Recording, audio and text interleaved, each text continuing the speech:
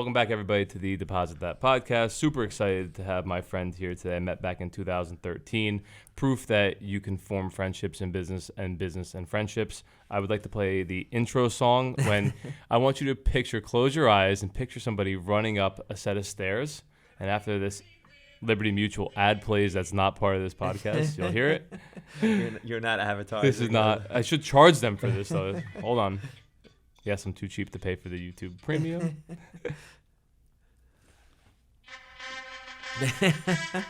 So close your eyes and picture Ralph running up every step in every stadium. I like this. It's one of my favorite movies of all time. This works. RDB, welcome to the show. I appreciate you coming in. I know you have a lot going on, especially in this chaotic market. Crazy. Tell everybody how you got into the mortgage business. So when I graduated college, it was the first kind of bubble. It was the internet bubble with stocks, which is interesting what's going on this week. It's kind of interesting to talk about that. Full circle. There weren't a lot. I got a finance degree, but there weren't a lot of jobs. So there were sales jobs. I had a friend that was in mortgage. He's just like, hey, it's raining mortgages. Come do this. It's easy. It was easy. Yeah, and it really was. Yeah, I got into mortgages. You didn't have to even be licensed at that point. And for 6 years, I had an amazing run in mortgages. Just, I went from being a salesperson to running a group to running a division. And every year kind of got better and better, and you made more money and more money, and it seemed like life was kind of good and easy. Sure. But, some of the things going on now is kind of mirroring that. In 2008, it kind of went down, and then we started over again. But, there was only sales jobs. So I went into sales. I wasn't really a salesperson, but I learned how to be. So do you think that it was very important learning sales first to then add to your, I'm going to call it God-given talent of management skills? I think my greatest skill is that I was kind of brought up to work hard. So I think adding sales skills to that really is what helped me, because I think, how mortgages are. You understand it, and this business is as much as you put in, as much as you get out. So I think adding that to sales. So you think hard work is actually the foundation? 1,000%. I think that I've overcome a lot of my own limitations by just working very, very hard, and you can outrun mistakes by working very, very hard. So I think that was what added to sales, added to that, and it ended up being a good combination. So what do you believe took you to management portion of the mortgage business? Because as you know, most managers suck, most owners of banks suck. We're gonna talk flat out. You say to me like, I wish I could say what you could say, but I can't. And I respect that, so I'll say it. So what do you think causes that poor lack of leadership and management, specifically in the mortgage industry? It's every industry, but specifically the mortgage industry. So I think I'll speak about myself first. I think for me, what management was not easy, but it eventually I morphed into it because I like teaching, and I like mentoring. So I think that I'll sometimes lead with that first, and I'll almost like you give out more information than I should be because I'm not being paid to do it. But I think I enjoy that part of it, so I think that kind of led into management. But I also think so. I was promoted to a vice president at what became Deutsche Bank when I was like 24. And again I advanced really, really quickly. And I remember I walked into my first meeting, and I was the youngest guy in the room. There was all these older people there. And you're old now, by the way. Yeah, I'm old. Yeah, I'm old. I'm the oldest guy in the room now. But I didn't realize that you had to earn people's respect to tell them what to do yet, because I had never done it before. So I walked into the room, and I was like, well, this is what we're doing. And people looked at me like I was crazy. Hey, and who are you? Respected me and walked out of the room. And I was just like, what was that? And then, it was my first real life lesson that, respect is earned. And people will follow you when they respect you and you're kind of leading them down the right path. And they weren't going to follow somebody who was a kid who walked in the room and thought they could tell everybody what to do. So I think it sounds like me. Yeah, listen, I think you've learned some of that mistakes too. You know what I mean? But I think that management is poor because there's a lack of training in our business. Like me, they got into the business. I get on the phone and sell, and that was kind of it. I learned on the job, and I think a lot of people learn on the job. And I think from that, everybody wants to be a manager, but because they think it's easy, and they think there's more money in it, 100%, and it's harder, and there's less money. Yeah, I tell people all the time, lead with production. If you lead with production, you can do whatever you want because you can provide value. You want to be a manager for what? When you're a manager, everybody else's problems are basically yours. So and these people can't even manage themselves. Correct. Yeah, and that becomes the frustration. My biggest frustration still is that I'm a very structured person. You're probably the most structured routine person I know. Thank you. I appreciate it. That's true. And I live my life off of routines. And it's frustrating to me. Two things are really, really frustrating to me. When people can't be consistent, one. And the second thing is when they have a worker's mentality. And I think what a worker's mentality means 9 to 5. Yeah, like I'm going to wait in my car until 9 o'clock to walk into the building. And 4:59, I'm packed. I'm packing and I'm leaving. And I think I feel a responsibility to everybody around me on a daily basis for two things. I want them to make money, and I want them to realize there's growth in their position, because I think death to all things. And I think probably where you went on your own at some point is that when you feel like you're capped Completely. and this is all that it is, and this is all that it's ever going to be, how are you motivated on a daily basis to do anything? So I think I want to provide the people around me opportunity to grow, but they have to see it themselves. If they don't see it themselves, then I think it's super important, as you know, like I get raw and real, like I feel energy, right? So I first want to thank you for hanging in with me, right? And what I mean by that is you've been through two of probably the biggest transitions of my life, like when I went through a failed engagement and like chaos in the Bronx. That was number one. Yeah. And then number two was coming back to Jersey, going through all the chaos, and then transitioning from that capped ceiling person to starting 4 startups and self-funding them, you know? So I appreciate that from a friendship level, but also from a business level, because like I said in the post yesterday, we've been able to overcome some very challenging moments and challenging times with tough decisions that have been had. So I really appreciate you for that, truthfully. Absolutely. And I think that the reason we've been able to do that, and again, mutual respect, and you said that in the post yesterday, but I think more than anything is that in any relationship, there's got to be a give. There's got to be both people have to get something out of it truly. And I think what I've gotten from you, whether you realize it or not, I think I've said this to you before, is that you've turned me on to things before anybody else, even like just because you really always are ahead of the curve. I always want to see you follow through, but like you're always ahead of the curve. Like you've turned me on some things that I've now myself have gone down that path. Yeah. Like I followed your advice, and I was like, wow, there's really. I don't think you give out advice without really believing it in your brain. True. So I think that stuff that you really believe in, you've talked to me about, I've really gotten a lot out of it. I think that's why I can, when we don't agree on everything, I can see past it because we're not going to agree on it. We're not supposed to. We're not supposed to. We're not the same person. Correct. Different stages in life, different ages, Absolutely. different. It's just a different. It's a different world we live in today, you know. And again, some things may work for some people, and some things may not work for others. I agree. But I think having an open mind to automatically not just shut a concept down because you don't understand it, like you've been great with that, and I still have a hard time with that, only because I think from when I entered the business, I didn't trust a lot of people that I was surrounded by. I've been burnt so many times. It's kind of like, look, what somebody's saying might be right, but because I've been burnt by more people than not in the business, I just don't. I have to kind of like beat to my own drum. You know, if it doesn't make sense to me, there's a reason for it. Yeah, if it's something that doesn't feel right. And I think I take a different approach to it, but it also, I think it limits me in some ways, is that I don't want to ask anybody for anything, so I always try everything myself first because I'm afraid to trust people. Correct. And I think that's limiting too, because then I have to get through every single pothole on my own. Like nobody's kind of helping me avoid them, and they probably could if I trusted a little bit more. Correct. So, I think we've both had some similar experiences in this business, and it's a risk. It's a give and a take. You got to figure out your path.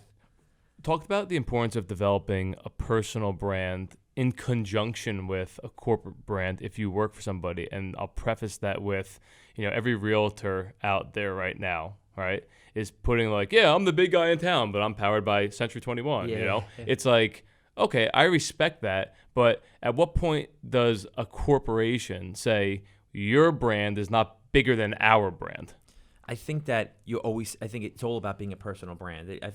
Whatever business we're in, to have any leverage in that business where we can make the rules, you have to be your own brand. Right. And I think as a realtor, I'll use Ryan Serhan as an example because he's an easy example. Nobody knows he works for Nest Seekers. He doesn't own Nest Seekers. He just works for Nest Seekers. But because his brand is so big on its own, nobody cares. And I think in real estate, and mortgages too, but in real estate, even more so in real estate, you should be your own personal brand. Nobody's going to care where you work for as long as you're putting out a good product. Unless you're buying leads and the company's giving you leads. But if you're out on the street pounding. Depending on the company. And there's nothing wrong with being part of a company, but I think you have the leverage if you build yourself up, and it's about, and you can make it about you, but like you also should think about your brand in that way. Like I'm very, as you know, conscious about what I put out there. And I think I'm as transparent as I possibly can be, without pushing boundaries. Without pushing boundaries too much. And I you're think a first-class brand. Yeah. And I think in my life I'm that way too. So it kind of mirrors that.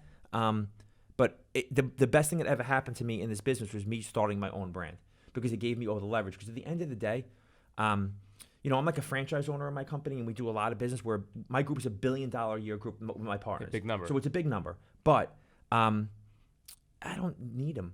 Like, you know what I mean? Like if tomorrow they were like, they do 16 billion, so they don't need me either. Right. But at the end of the day, you're 6% of their company. Correct. And whatever. Yeah. So, but if they came to me tomorrow and they're like, hey, this doesn't work, we'll close. I'd be like, all right, I'll just go. It's fine, because nobody would ever know the difference. It's plug and play. Plug and play. I can tell you for a fact, out of let's say 100% of loans I've done, 99.8% didn't know what company I worked for other than the 0.2% Indians that I did loans for. Especially they were you, like, yeah. what company is this? Yeah, I'm like, yeah. oh, motherfucker. You Yeah. know, you know what I mean? With you, 100%. No one knew what they your were like. referrals Deal with your Jeff. referrals, Like, correct, oh, call yes. Jeff the loan guy. Call Jeff the mortgage guy. Well, you I think you understood that early on. super early on. You never. I don't even think for any personal reason, except you understood it. You never really branded a company.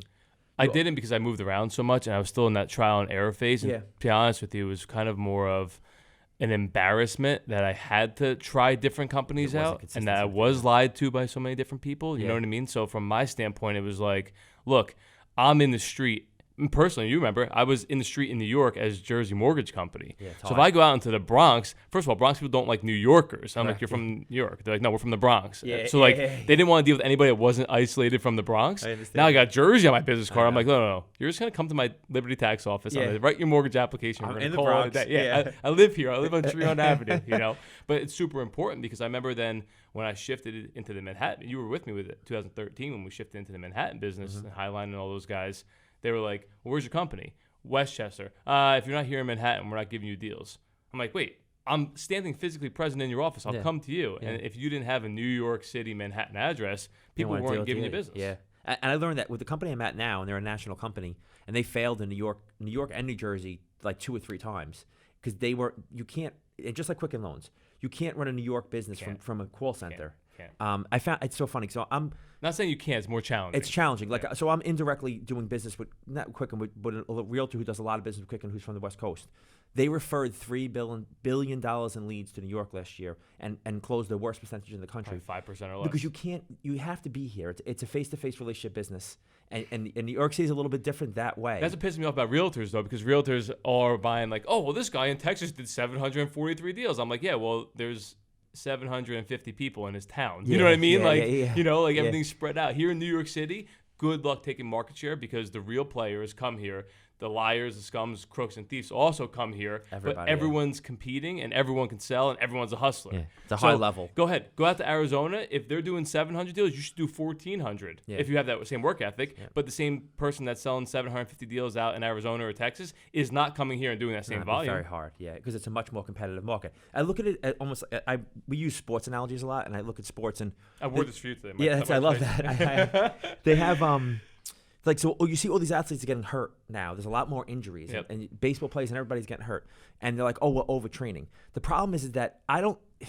It's probably somewhere in the middle. Mm-hmm. I think that we probably are overtraining, but the fact that you're overtraining is because it's such a high level at this point now that you have no choice. Like that, the sports you have to keep getting better. It keeps getting better. So sports are at such a high level now that you don't have a choice but to train like that. But the body is having a hard time withstanding it. So you're seeing more injuries. Or you're not setting the proper foundation, or you're not doing the little things. I came up with this quote on the way here when I was holding on. So I want you to picture. I'm on the path. There's 74 people around me. The kid next to me definitely looked like he had the virus. I'm like, this kid's face is blood red. I just watched that movie last night. Scary, yeah. I'm like, oh, I can't even cough, sneeze. I was like this, right? So I'm holding on, and I'm like, LT squared. First of all, I used to love Lawrence Taylor. I think everyone did. I do too, yeah. So it's learn to love little things. Like as flat out as it gets. Yeah. Like if you learn to love the little things, like whether it's your ankle rehab or whether it's waking up in the morning and stretching, like do those little things that are going to help you set the foundation properly. And you know me more than anybody, probably from a business standpoint.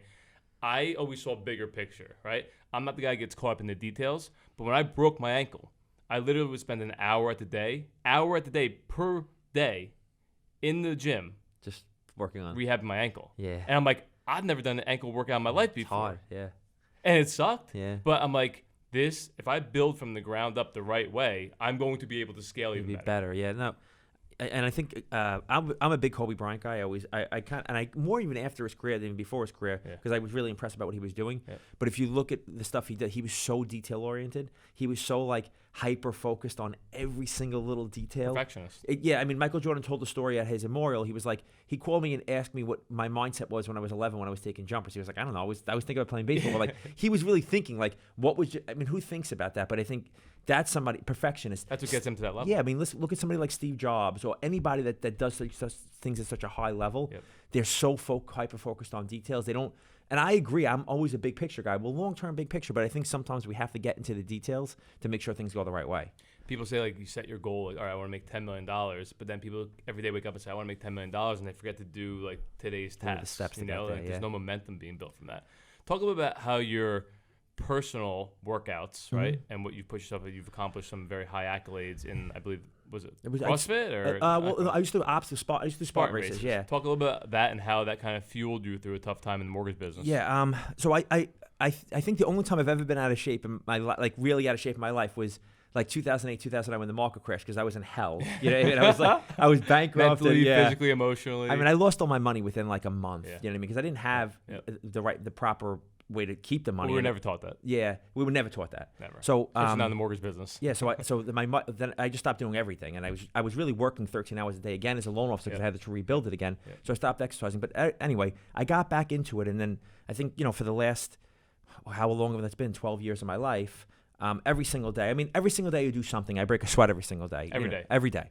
Because I need the routine of it. So I'm an early guy, and I know everybody talks about that, but the reason I became an early guy I was always somebody who didn't sleep late. But my son was born, and then my daughter was born, and then I had to get up earlier and earlier to kind of have my own time to myself. Kobe did too. Yeah, so I had to keep getting up earlier. So then it became 4:30. But I work out for about an hour and a half every single morning. It starts my day, and then I'm in the office early, but. The reason I have my routine every morning is I wake up at 4:30. I get myself together. I go to the gym. I have like an hour and a half workout. I get home. I shower. I get to the office probably an hour and a half before everybody gets there, and I can get myself set. So by the time everybody gets there, I'm on full go. You're catching up everything. Yeah, everything's done. Like by the time somebody be there at 10 o'clock, I'm like midday. Right. You know what I mean? So. Yeah, they're rolling in like they're the early bird. Yeah, and the reason I think what the market crash taught me is that. The night before could really stress me out. I used to lose sleep all the time. And I had sleep for years. Yeah, and I don't lose sleep anymore. And the reason being, very rarely, is because I know every single day I get up and do the same thing.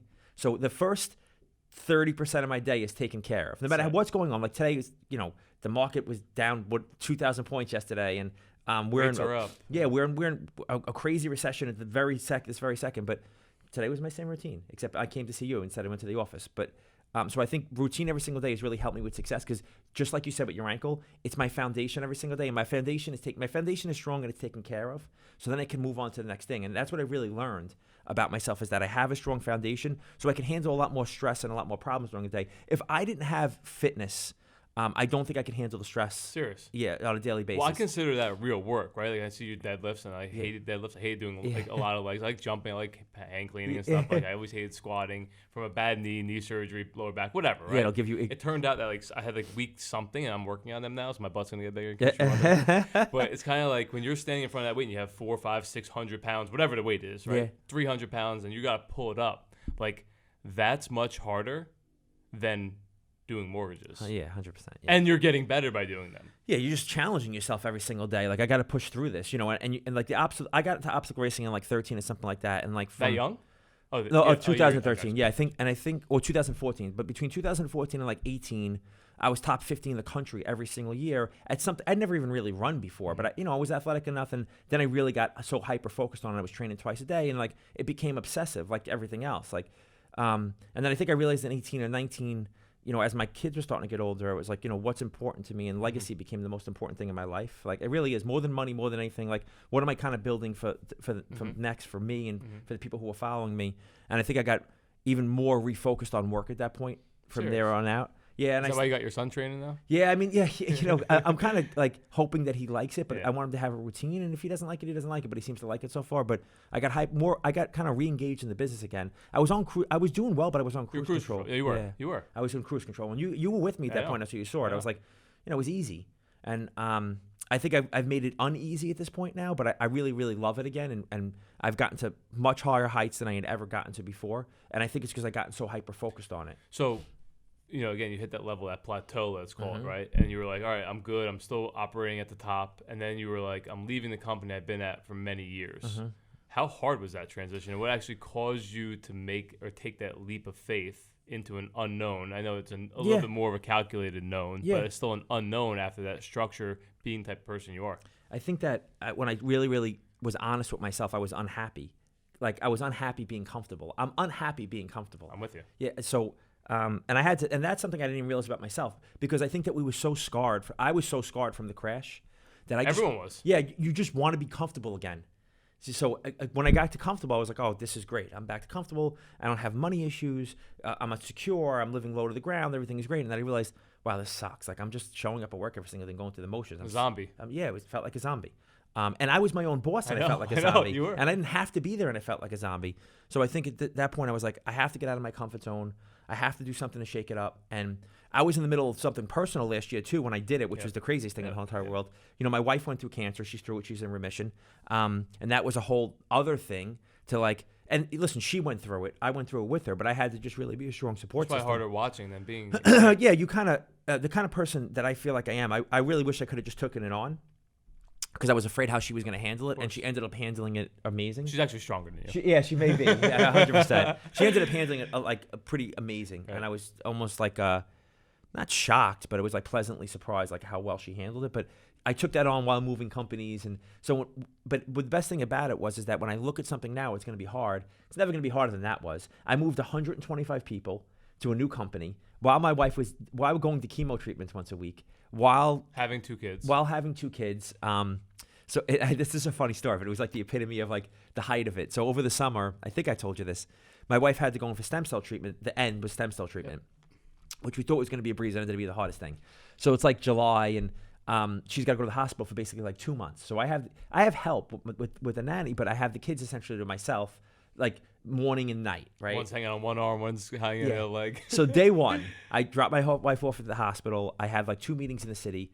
I'm walking, like I'll never forget, I'm walking down 57th Street. It's like 3 o'clock in the afternoon. My phone rings. It's the nanny. She's hysterical crying. I'm like, what's going on? She's like, I got hit by a car. Call me to get the kids. And I'm just like, don't call me. I'm like, are you okay? And she's like, no, the ambulance is on its way. You have to come get the kids. So I was like, I just hang up the phone, and at that moment you're like, what am I going to do? Jumped in a cab. I went and got the car. You know what I mean? And I started the process of figuring out what was the next step. And listen, my parents and her mom and even her dad were really, really big helps, and our family was really help. But it was like the epitome of crazy moments. Like we were still in a transition of companies. It was still really, really hard. Now my kids are in flux, which is my most important thing. Was I just wanted to make sure they had consistency every single day. Sure. But yeah, it's never going to be harder than that was, or it's never going to be harder than 2008 when I didn't have a job or money and everything else. So I use those as building blocks to kind of keep getting. It could always be worse. It could always be worse. But I also look at those two things, for example, as like training, right? You want to talk about training, like that trains and prepares you for what's next to come, or now like what might seem like a big issue, you kind of deflect it, or you handle it immediately, and you're not knocked off your track, if you will, for 2, 3, 4, 5, 6 hours. No, you're right. I mean, you're in this business for a long time, and you realize that like no issue is not solvable. In my life today, it doesn't exist. I mean, there's degrees of compromise. But everything's solvable. You may have to compromise, but it's solvable. So I think you're right.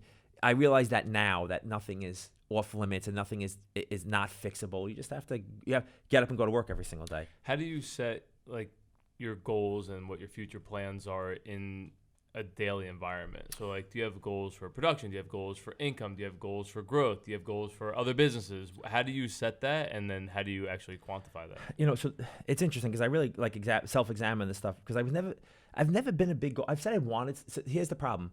I've said I wanted to get someplace, and then I got that place, and I got there, and I wasn't really that too easy. It wasn't exciting. Like even when I was running these races, I would win races, and I would be happy for like 30 minutes, if that, and then afterwards I'd be like, I could have run faster. The competition wasn't that good. What's going to happen when I race against these people? Like I would immediately be breaking myself down in my head to try to build myself back up again, because I think I need that portion of it. So I never let myself be too happy, and so many people think that's a problem. I think it is actually which makes me fuels you. Yeah, fuels me 100%. So I don't necessarily set goals. I think the best thing I have around me is I need people and things around me to inspire me to be better.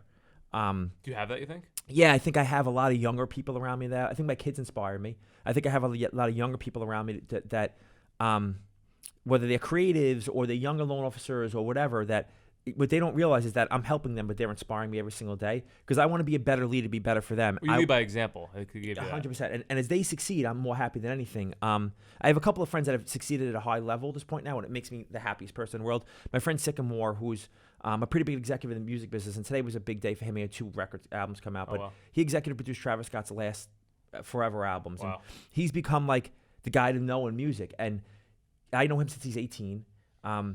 We've been a big part of each other's lives, just talking to each other, and even in business, we've been in business together. But every single time he succeeds, I'm more happy for him than I would have been for myself because Right. I just feel like I was part of it. You know what I mean? Like I feel like, oh, I was really part of this success, and so on and so on. So I think when I see other people succeed, it makes me happier than anything else. When I invested time in their success. Time, not money. Time. Well, sometimes money, But I'm saying time is more important. You can't get that back. Nope. Yeah. There's no ROI on that. Time is It's definitely like, more this important, Is what yeah. it is, and this stays. Money 100%. goes and then goes. Yes. In most cases.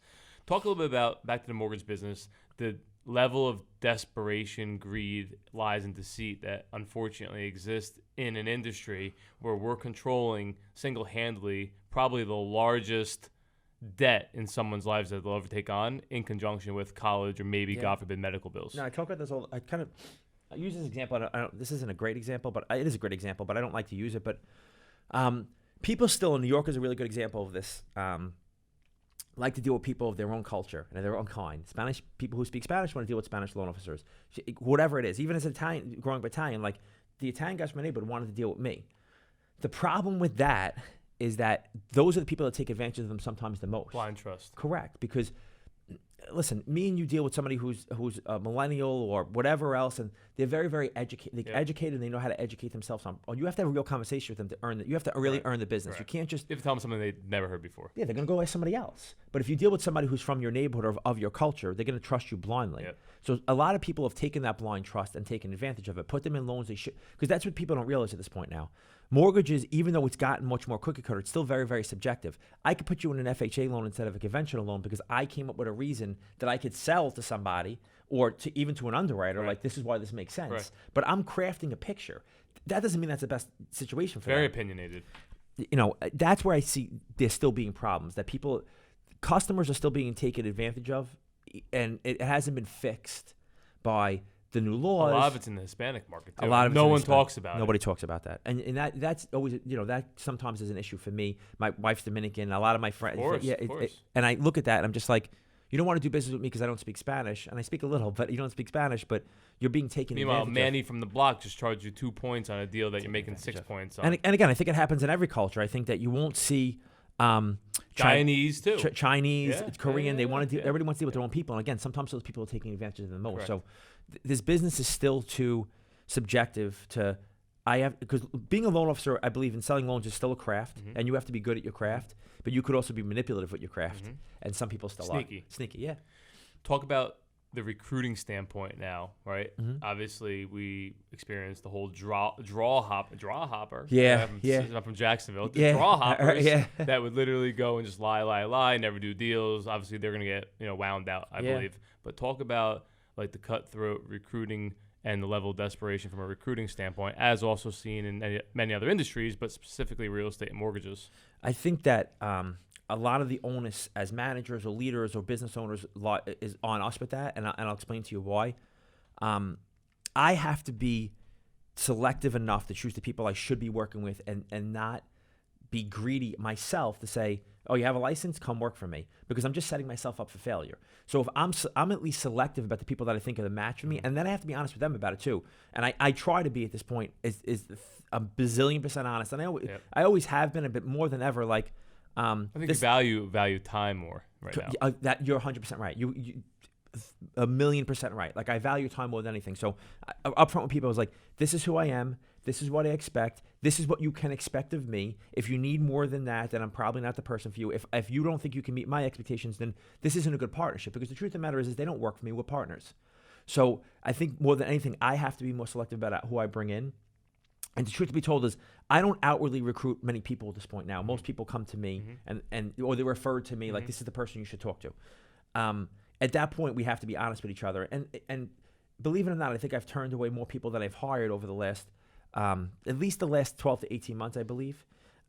Because I think I have to be honest with myself that I'm setting myself up for failure, and in turn, I'm setting you up for failure because this isn't a match. And based on your track record, it's a little... Yeah, exactly. I've looked at your resume. I've seen your production. I see your Hopping posts. around, yeah.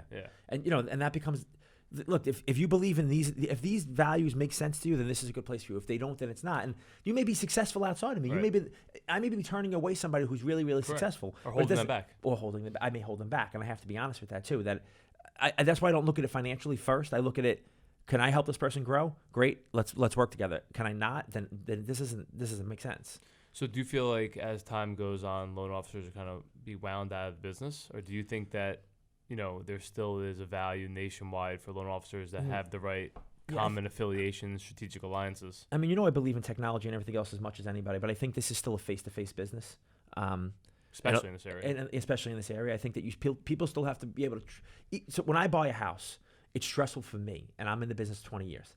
So it's stressful for me. So it's still a stressful process, and I think you still need to have the right team. And to do that, you have to have a face-to-face relationship with somebody, or at least a trust with somebody. So I don't think loan officers are going anywhere. I think the business will change, but I don't think loan officers, in sense, will go anywhere. You came up with the phrase the real estate disruptor. Talk to me about where that came from and what the vision is for that.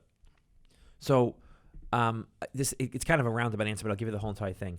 Somebody, I had always been pushed, do a mastermind. You should do a mastermind and teach people. And I was like, I don't know anything about this. So I ended up taking a class on it. And it was a Zoom meeting once a week. And I was in a room with all these people who were a lot younger than me. And I started looking around the room, and I was like, nobody, my kid. And nobody's in an office, and Right. nobody really has a lot of substance behind what they're doing. Yep. They just kind of came up with a really, really good idea, and they've made it into this And a mastermind. good script. And a good script, and that's all it is, right?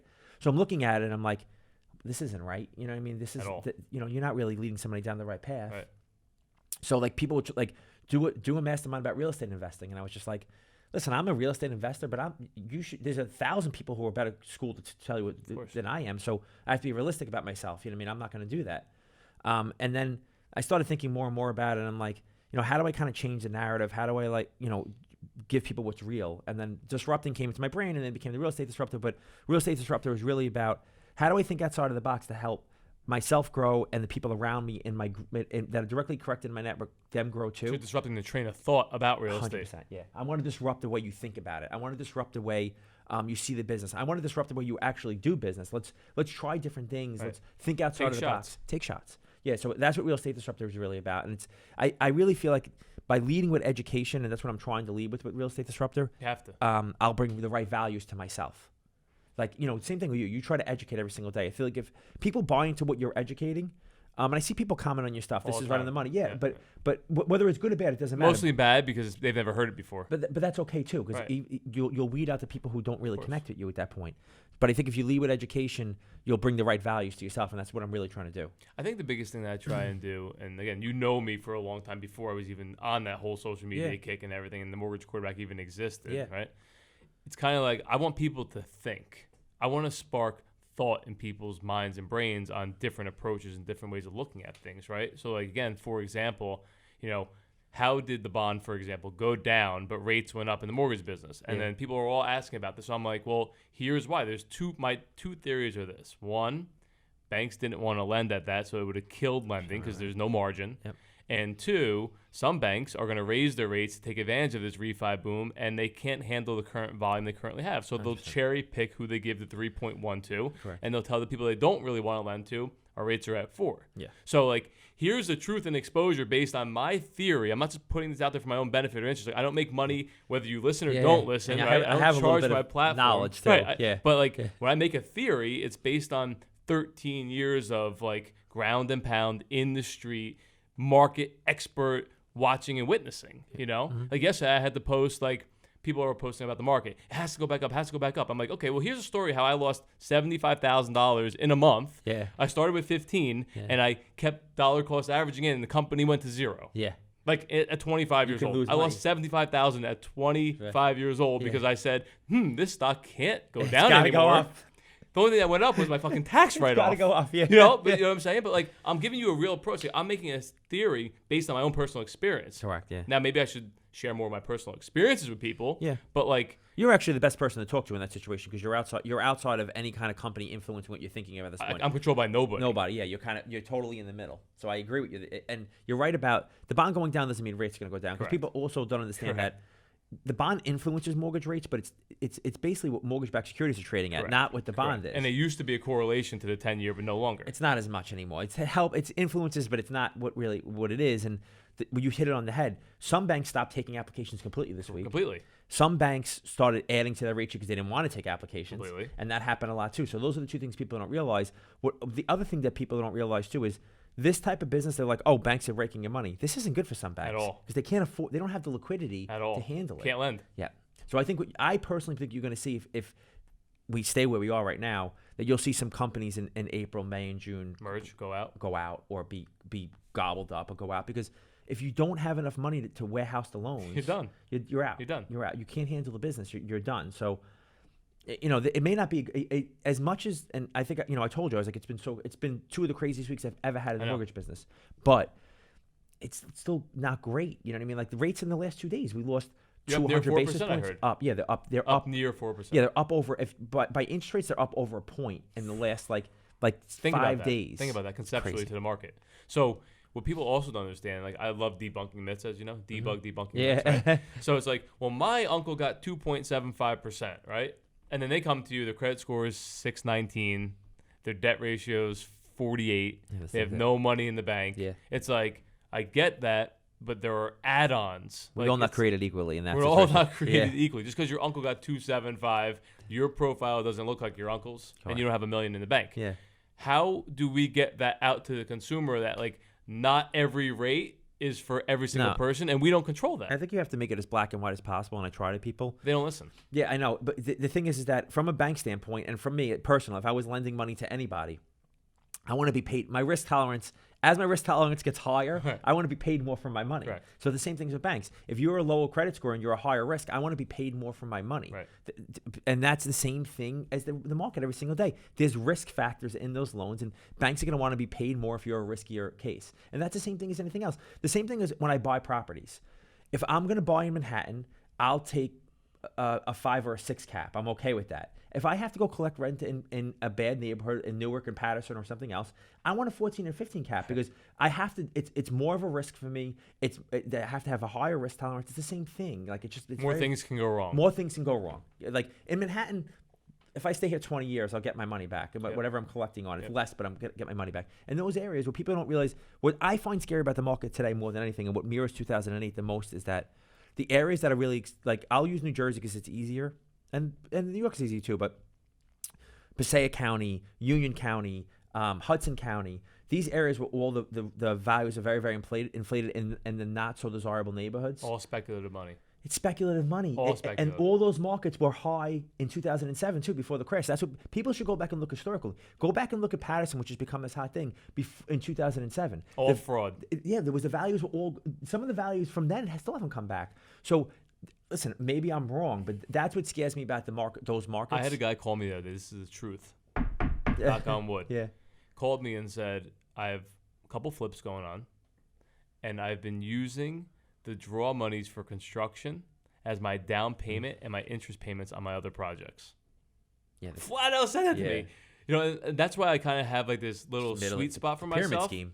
But I have a sweet spot for myself in the fact that I'm not a lender, so people can tell me that truthfully. I can kind of navigate them in the right direction, right? But then I still have friends that are on the other side lending money that I'm like, well, if this one person, and I respect that.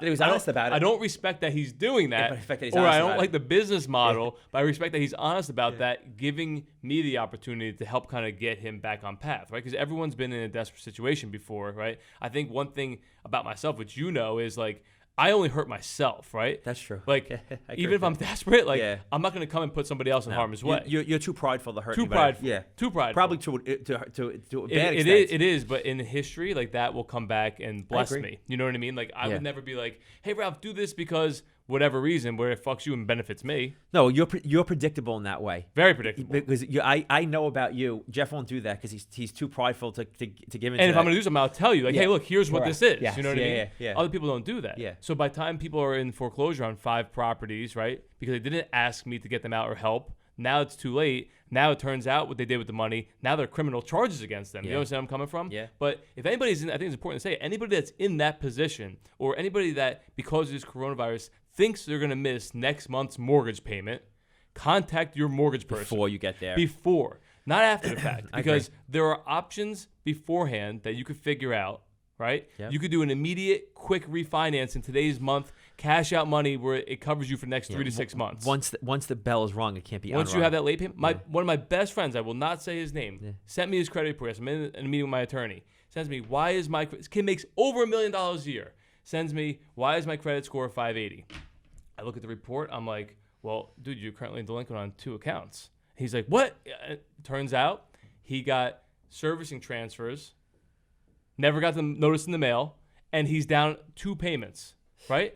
And he's like, I never received, it's on auto debit from X bank. And I'm like, look, this sucks, but it's going to take you probably 3 to 6 months to get this taken care of. You have $1 million in the bank. That's the reality of the situation. You're right. And that's how screwed this is, And listen, that's why credit reports don't make sense. We know they don't make sense, but it is what it is, and you have to play within the system. But there has to be some type of human or a system that says, look, here, I've never missed a payment on anything in my life before. Look at this situation. Here's what happened. You never sent me the notice, or I never got it, or you didn't do a good enough job letting me know. Yeah, it's funny. Something has to be happening. We're in a world of algorithms now. Completely. Everything's algorithms, but credit reports, like the original algorithm, didn't make sense. Like it doesn't necessarily make sense. It doesn't correlate to real wealth or anything like that. You can see somebody who has got no wealth that has great credit. Right. You know what I mean? So it doesn't really. And I'm not saying like wealth should determine. It's a risk model, but it should not be. It's a risk model, but it's a risk model, but the wrong way. It's only one of them, too. Yeah, it doesn't make any. It doesn't. I don't know. It doesn't make any sense. And again, we live in a world full of algorithms now, so nothing makes sense all the time. Like the Instagram algorithm makes no sense. You know what I mean? Like, at all. And I've heard high level people talk about that it doesn't make any sense, but it just is what it is. Like, so we just gotta. Those are the rules. Figure out how to play within the rules, and that's what credit reports are. What do you see happening over the next night? What do you see happening over the next 90 days in the marketplace? I think this virus is going to have a big effect on what goes on. I started to see this week that people were canceling open houses. They were. Yeah, people weren't letting people into their house without a mask on. I had an attorney call one of my closers yesterday that said, have you traveled out of the country in the last like 2 months? If you did, we're not letting you in our office. Wow. So it's starting to affect it. So I think it's unpredictable because how long is this going to last? Mm-hmm. I think that's going to be the biggest factor in the business. Like my company's completely virtual. We literally can do everything and not have to meet anybody ever, but you still have to close a loan. So you're still gonna have to meet for that. So I think somebody like me is at a little bit of an advantage because I can still operate completely. Do you think that this will push like e-closings? So we're set up for e-closings. Oh, you are. But not every title company. Not every state is either. And not every state is. So that's the problem. So yes, I 100% think that you'll see. I think that just like the crash that happened in 07, 08, you'll see good things come out of this. But I don't know how long it's gonna. It's hard to tell how long it's gonna last. I think that as a country and as a city and as a state, we're attacking it, and maybe that's gonna be helpful. I'm hoping by the end of the month that we're back to like normal life. But I mean, you walk through the city today. There's nobody here. I took the path in Manhattan. It was filthy though. Yeah, I know. There's nobody filthy on the streets, which is crazy. I hand sanitized my hand twice when I walked in. The lady looked at me. I'm like, don't look at me like that. The worst was I'm on the way. I'm taking an Uber from my house in the Heights down to the path, right? And I get into this lady's car, big lady, sitting back, gangster style, like didn't even have the courtesy of putting the passenger seat up, so I'm sitting all squished, with a little white ass, right?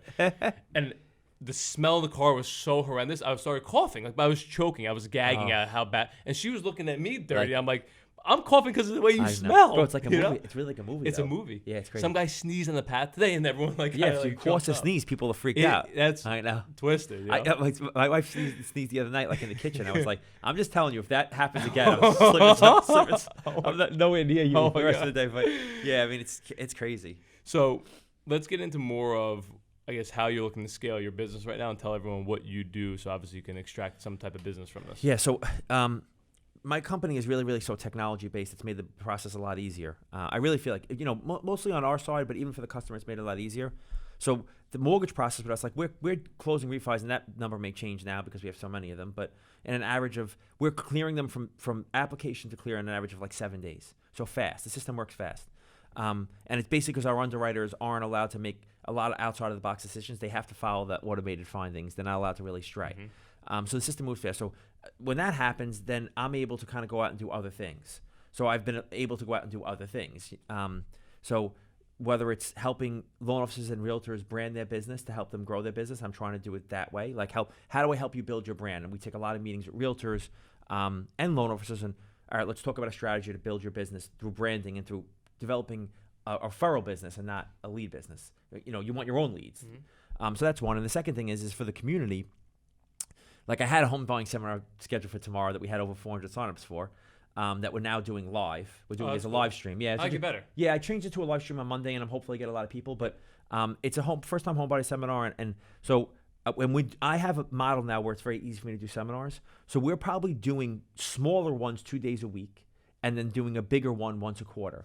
So again, back to what I said before, I'm trying to lead with education first. I want to educate the community, and I feel like if I become a good source of information and tell them how they should do things the right way, then the business will come with it. And the process will streamline. And the process will streamline, and the right people with the right values will come to and match with my values. Is there a website they can go and sign up on? Yeah. So the website right now, there's a couple of them actually. So the first one is cardinalfinancial.com/iHeart, because we were advertising on iHeartRadio, and they're actually giving away $1,000 tomorrow to somebody random. That's cool. So it's cardinalfinancial.com/iHeart, and you can sign up for the seminars.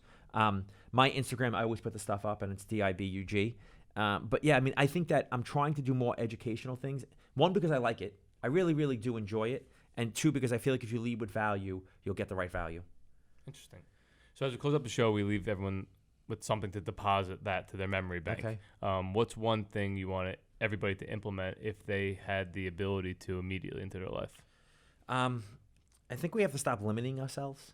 You know, there's a lot of people who I say I can't and I won't and I don't. And I think if the first thing we need to do is be consistent every single day. I think with consistency and thinking that we're capable. I think I'm capable of anything. And now I may not be, but I think I am, and I'll try anything. So if you don't, no one else will. Yeah, nobody else will. So we are only limited by ourselves. So I think we have to stop limiting ourselves. It's not you, it's not her, it's not anybody else. We're only limited by ourselves.